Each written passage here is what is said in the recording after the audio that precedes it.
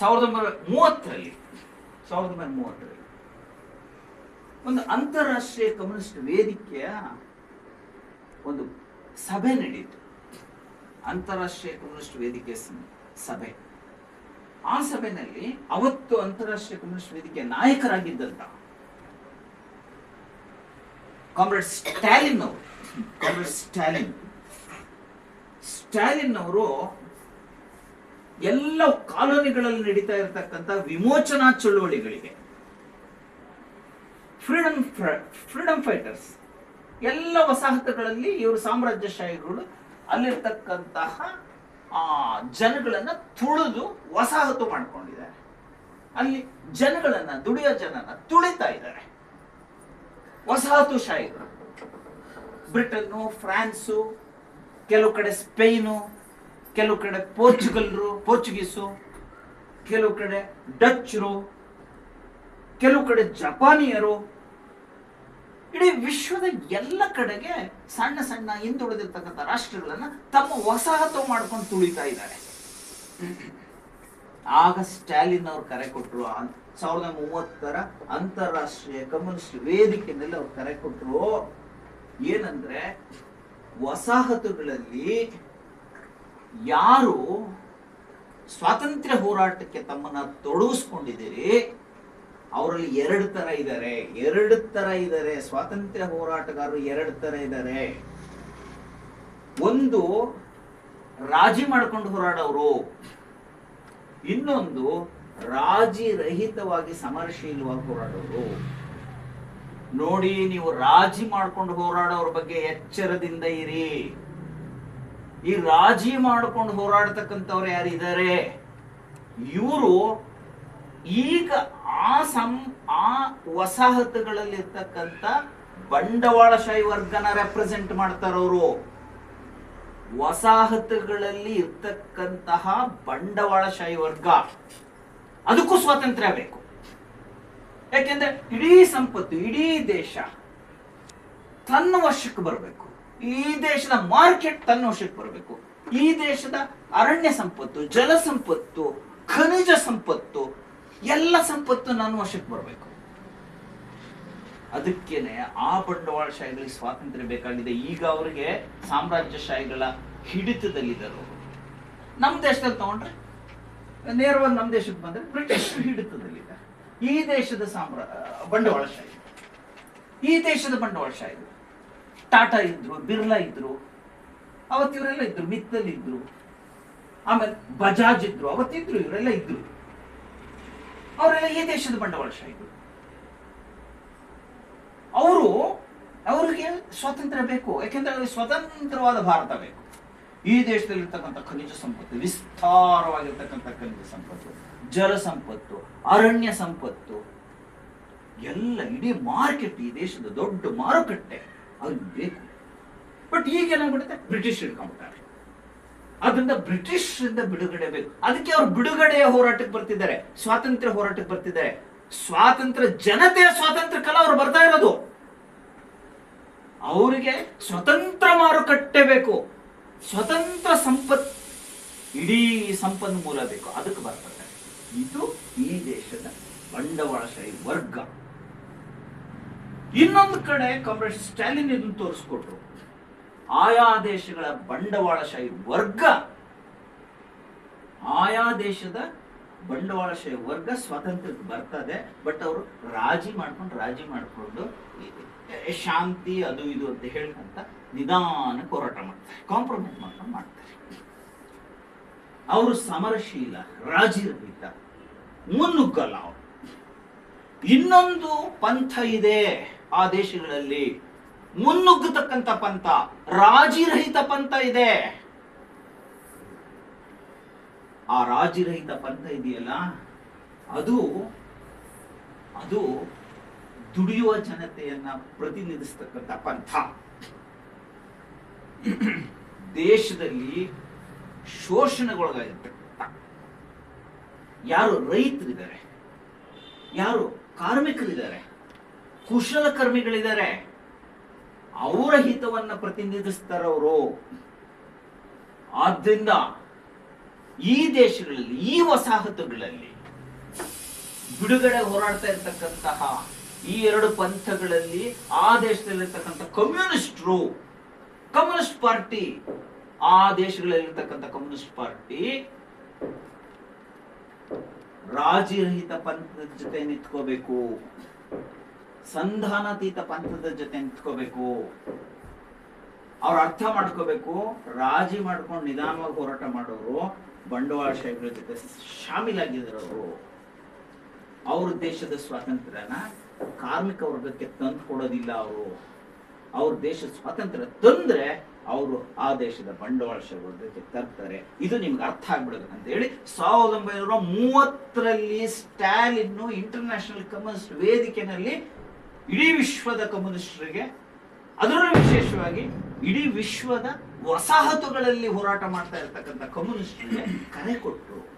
ಇವತ್ತಿಗೂ ಕೂಡ ಆ ಪಾಠ ನಮ್ಮಲ್ಲಿ ಲಭ್ಯ ಇದೆ. ಆರ್ಟಿಕಲ್ ಅವ್ರು ಅವ್ರು ಮಾಡಿರ್ತಕ್ಕಂಥ ಭಾಷಣ, ಅದು ಲೇಖನ ರೂಪದಲ್ಲಿ ಇವತ್ತಿಗೂ ಸಿಗುತ್ತೆ. ನಮ್ಮ ದೇಶದಲ್ಲಿ ಅಷ್ಟೊತ್ತಿಗೆ ಕಮ್ಯುನಿಸ್ಟ್ ಪಾರ್ಟಿಯನ್ನ ಹೆಸರಿನ ಪಾರ್ಟಿ ಬಂದಿದೆ, CPI ಅಂತ ಹೇಳಿ. CPI, Communist Party of India ಅಂತ ಪಾರ್ಟಿ ಬಂದಿದೆ, ನಮ್ಮ ದೇಶದಲ್ಲಿ ಬಂದಿದೆ. 24ರಲ್ಲಿ ಬಂದಿದೆ, 6 ವರ್ಷ ಆಗಿದೆ. ಇವರು ಕೂಡ ಅಂತಾರಾಷ್ಟ್ರೀಯ ಕಮ್ಯುನಿಸ್ಟ್ ವೇದಿಕೆ ಸದಸ್ಯರಾಗಿದ್ದಾರೆ. ಸ್ಟಾಲಿನ್ ಬೋಧನೆ ಇವರಿಗೆ ಅರ್ಥವಾಗ್ಲಿಲ್ವಾ? ಸ್ಟಾಲಿನ್ ಬೋಧನೆ ಇವರಿಗೆ ಅರ್ಥ ಆಗ್ಲಿಲ್ಲ. ಇವರು ರಾಜರಹಿತ ಪಂಥದ ಜೊತೆ ಸೇರಲಿಲ್ಲ. ಅವರನ್ನು ಯಾವಾಗಲೂ ದೂರ ಇಟ್ರು. ನೋಡಿ, 1939ರಲ್ಲಿ ನೇತಾಜಿ ಸುಭಾಷ್ ಚಂದ್ರ ಬೋಸ್ 2ನೇ ಬಾರಿಗೆ ಕಾಂಗ್ರೆಸ್ ಅಧ್ಯಕ್ಷರಾಗಿ ಆಯ್ಕೆ ಆದರು, ಚುನಾಯಿತರಾದರು. ಗಾಂಧೀಜಿಯವರ, ನೆಹರು, ಪಟೇಲ್, ರಾಜಗೋಪಾಲಾಚಾರಿ, ರಾಜೇಂದ್ರ ಪ್ರಸಾದ್ ಎಲ್ಲ ದಿಗ್ಗಜರನ್ನು ಎದುರಿಸ್ಕೊಂಡ್ಬಿಟ್ಟು ನೇತಾಜಿ ಗೆದ್ರು. ನೇತಾಜಿ ಗೆದ್ರು.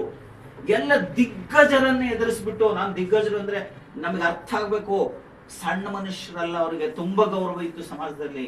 ಗಾಂಧೀಜಿಗೆ, ನೆಹರುಗೆ, ಪಟೇಲ್ಗೆ, ರಾಜೇಂದ್ರ ಪ್ರಸಾದ್ಗೆ, ರಾಜಗೋಪಾಲಾಚಾರಿ, ಗೋವಿಂದ ವಲ್ಲಭ ಪಂತ್, ಇವರೆಲ್ಲ ತುಂಬಾ ಹೆಸರು ಮಾಡ್ಕೊಂಡಿದ್ದಂತಹ ವ್ಯಕ್ತಿಗಳು, ಇಡೀ ಸಮಾಜದ ಗೌರವಕ್ಕೆ ಪಾತ್ರರಾಗಿದ್ದಂಥವ್ರು. ಅವರು ಎಲ್ಲರೂ ಕೂಡ ನೇತಾಜಿ ಸುಭಾಷ್ ಚಂದ್ರ ಬೋಸ್ ವಿರುದ್ಧ ಪ್ರಚಾರ ಮಾಡಿದ್ರು. ನೇತಾಜಿ, ಗಾಂಧಿ ಅಂತೂ ಒಂದು ಹೆಜ್ಜೆ ಮುಂದೆ ಹೋಗ್ಬಿಟ್ಟು ಹೇಳಿದ್ರು, ನೇತಾಜಿಯ ಗೆಲುವು ನನ್ನ ಸೋಲು ಅಂತ ಪರಿಗಣಿಸಿ. ನನ್ನ ಕ್ಯಾಂಡಿಡೇಟ್ ಸೀತಾರಾಮಯ್ಯ, ಪಟ್ಟಾಭಿ ಸೀತಾರಾಮಯ್ಯನ ತನ್ನ ಕ್ಯಾಂಡಿಡೇಟ್ ತಾವು ನಿಲ್ಸಿದ್ರು. ಪಟ್ಟಾಭಿ ಸೀತಾರಾಮಯ್ಯ ನನ್ನ ಕ್ಯಾಂಡಿಡೇಟ್, ಆತ ಡಾಕ್ಟರ್ ಪಟ್ಟಾಭಿ ಸೀತಾರಾಮಯ್ಯ ನನ್ನ ಕ್ಯಾಂಡಿಡೇಟ್. ಪಟ್ಟಾಭಿ ಸೀತಾರಾಮಯ್ಯನ ಸೋಲು ನನ್ನ ಸೋಲು, ಅದು ಸೀತಾರಾಮಯ್ಯನ ಸೋಲಲ್ಲ, ನನ್ನ ಸೋಲು ಅಂತ ಹೇಳಿದ್ರು ಗಾಂಧೀಜಿ ಹೇಳಿದ್ರು. ನೆಹರು, ಪಟೇಲ್ ಎಲ್ಲರೂ. ಬಟ್ ಇದೆಲ್ಲವನ್ನು ಮೀರಿ ಬಿಟ್ಟು ನೇತಾಜಿ ಗೆದ್ರು ಅಂದ್ರೆ ಯಾರ ಜೊತೆಗಿದ್ದಾರೆ? ಜನ ನೇತಾಜಿ ಜೊತೆಗಿದ್ದಾರೆ. ಬಟ್ ಆದ್ರೆ 39ರಲ್ಲಿ ನೇತಾಜಿ ಅಧ್ಯಕ್ಷರಾಗಿ ಗೆದ್ದು ಬಿಟ್ಟಿದ್ದಾರೆ. ಕಾಂಗ್ರೆಸ್ ಅಧ್ಯಕ್ಷರಾದ್ಮೇಲೆ ವರ್ಕಿಂಗ್ ಕಮಿಟಿನಲ್ಲಿ, ಕಾರ್ಯಕಾರಿ ಸಮಿತಿನಲ್ಲಿ ಯಾರು ಇರಬೇಕು? ಅಧ್ಯಕ್ಷರ ಆಯ್ಕೆ ಅಂತಾನೆ ಆ ಕಾಂಗ್ರೆಸ್ಸಿನ ಸಂವಿಧಾನ ಹೇಳುತ್ತೆ. ಅವತ್ತಿನ ಕಾಂಗ್ರೆಸ್ಸಿನ ಸಂವಿಧಾನ ಹೇಳ್ತಾ ಇತ್ತು. ಆ ಸಂವಿಧಾನದ ಪ್ರಕಾರ ನೇತಾಜಿ ಗೆದ್ದಿದ್ದಾರೆ, ನೇತಾಜಿ ಅಧ್ಯಕ್ಷರು. ಈಗ ಅವ್ರ ಸಂವಿಧಾನದ ಪ್ರಕಾರ ಅವ್ರ ಕಾರ್ಯಕಾರಿ ಸಮಿತಿ ರಚನೆ ಮಾಡ್ಕೋಬೇಕು. ಬಟ್ ಗಾಂಧಿ, ನೆಹರು, ಪಟೇಲ್ ಅದು ಇಷ್ಟ ಇಲ್ಲ.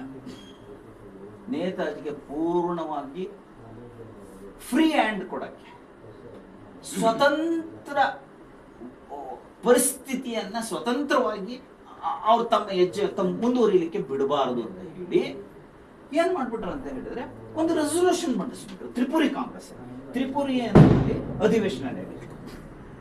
ತ್ರಿಪುರಿ ಅಧಿವೇಶನದಲ್ಲಿ ಒಂದು ಗೊತ್ತುವಳಿ ಮಂಡಿಸ್ಬಿಟ್ರು. ಗೋವಿಂದ ವಲ್ಲಭ ಪಂತ್ ಗೊತ್ತುವಳಿ ಅಂತ ಕರೀತಾರೆ. ಆ ಗೊತ್ತುವಳಿಯಲ್ಲಿ ಏನಂದ್ರೆ, ಪ್ರೆಸಿಡೆಂಟ್ ನೇತಾಜಿ ಸುಭಾಷ್ ಚಂದ್ರ ಬೋಸ್, ನೇತಾಜಿ ಯಾರು ಕರೆದಿದ್ರು ಗೊತ್ತಿಲ್ಲ, ಅವಾಗ ಪ್ರೆಸಿಡೆಂಟ್ ಸುಭಾಷ್ ಚಂದ್ರ ಬೋಸ್ ಅವರು ವರ್ಕಿಂಗ್ ಕಮಿಟಿ ನೇಮಕ ಮಾಡಬೇಕಾದ್ರೆ ಗಾಂಧೀಜಿಯವರ ಅಪ್ಪಣೆ ತಗೋಬೇಕು. ಗಾಂಧೀಜಿಯವರು ಒಪ್ಪಿಗೆ ಪಡಿಬೇಕು ಅಂತ. ಮಹಾತ್ಮ ಗಾಂಧಿಯವರು ಒಪ್ಪಿಗೆ ಪಡಿಬೇಕು. ನೇತಾಜಿ ಕೇಳಿದ್ರೆ ಯಾರು ಮಹಾತ್ಮ ಗಾಂಧಿ? ಅಧಿಕೃತವಾಗಿ ಗೆದ್ದಿರೋ ನಾನು, ಚುನಾವಣೆಯಲ್ಲಿ ಗೆದ್ದಿರೋ ನಾನು. ಈಗ ಗಾಂಧೀಜಿಯವರು ಒಪ್ಪಿಗೆ ತಗೋಬೇಕಂತ ಹೇಳಿದ್ರೆ, Gandhi was not even four anna member of the Congress. 4 anna membership fees ಇತ್ತು, ಅದು ಕಟ್ಟಿ ಮೆಂಬರ್ ಆಗಿದ್ದಿಲ್ಲ ಅವರು. He was not member of the Congress. ಕಾಂಗ್ರೆಸ್ಸಿನ ಮೆಂಬರ್ ಅಲ್ಲದೆ ಇರ್ತಕ್ಕಂಥ ಆ ಗಾಂಧಿ ಪರ್ಮಿಷನ್ ತಗೋಬೇಕಂತಿದ್ರಲ್ರಿ, ಏನಿದು ಅಂತ ಹೇಳಿದ್ರು. ರೆಸೊಲ್ಯೂಷನ್ ಮಂಡಿಸಿದ್ರು, ವೋಟಿಂಗ್ ಆಯ್ತು. ಆ ವೋಟಿಂಗ್ ಆದಾಗ ಬಿಡಿ, ಒಂದ್ ಕಡೆ ಗಾಂಧಿ ಪಟಾಲಂ ಇದೆ, ಇನ್ನೊಂದ್ ಕಡೆ ನೇತಾಜಿ ಅವರದು. ಅದೇ ವೇದಿಕೆಯಲ್ಲಿ ಸಿಪಿಐನವರು ಇದ್ದಾರೆ. ಕಾಂಗ್ರೆಸ್ ಅನ್ನೋದು ಒಂದು ವೇದಿಕೆ ಆಗಿದೆ, ಅದ್ರಲ್ಲಿ ಎಲ್ಲ ಪಕ್ಷದವರು ಇದ್ದು. ಆ ವೇದಿಕೆಯಲ್ಲಿ ಸಿಪಿಐನವರು ಇದ್ದಾರೆ, EMS ನಂಬುದಿರಿಪಾದು, ಇವರೆಲ್ಲರೂ ಇದ್ದಾರೆ. ಮುಸ್ಲಿಂ ಲೀಗ್ನೂ ಇರಬೇಕು. ಮುಸ್ಲಿಂ ಲೀಗ್ ಅನ್ನೋದು ಇತ್ತೇನೋ ಗೊತ್ತಿಲ್ಲ ನನಗೆ. ಅವರು ಇದ್ದಾರೆ.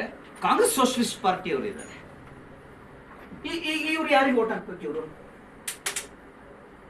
ಸ್ಟಾಲಿನ್ ಮಾರ್ಗದರ್ಶನದಂತೆ ಇವ್ರು ಯಾರಿಗೆ ಹಾಕ್ಬೇಕು? ಯಾರು ಪರವಾಗಿ ನಿಂತ್ಕೋಬೇಕು? ಪಂತ್ ರೆಸೊಲ್ಯೂಷನ್ ಪರವಾಗಿ ನಿಂತ್ಕೋಬೇಕಾ? ಅಥವಾ ಪಂತ್ ರೆಸೊಲ್ಯೂಷನ್ ಯಾಕ್ರಿ? ಡೆಮೋಕ್ರೆಟಿಕಲಿ ಎಲೆಕ್ಟೆಡ್ ಪ್ರೆಸಿಡೆಂಟ್ಗೆ ಫ್ರೀ ಬಿಡಿ, ನೀವ್ಯಾಕೆ ಅವ್ರು ಇದನ್ನ ಮುಗ್ದಣ್ಣ ಹಿಡಿತೀರಿ, ಅವ್ರಿಗೆ ಜುಟ್ಟು ಹಿಡ್ಕತ್ತೀರಿ ಅಂತ CPI ನಾವು ಕೇಳಬೇಕಲ್ಲ. It is undemocratic.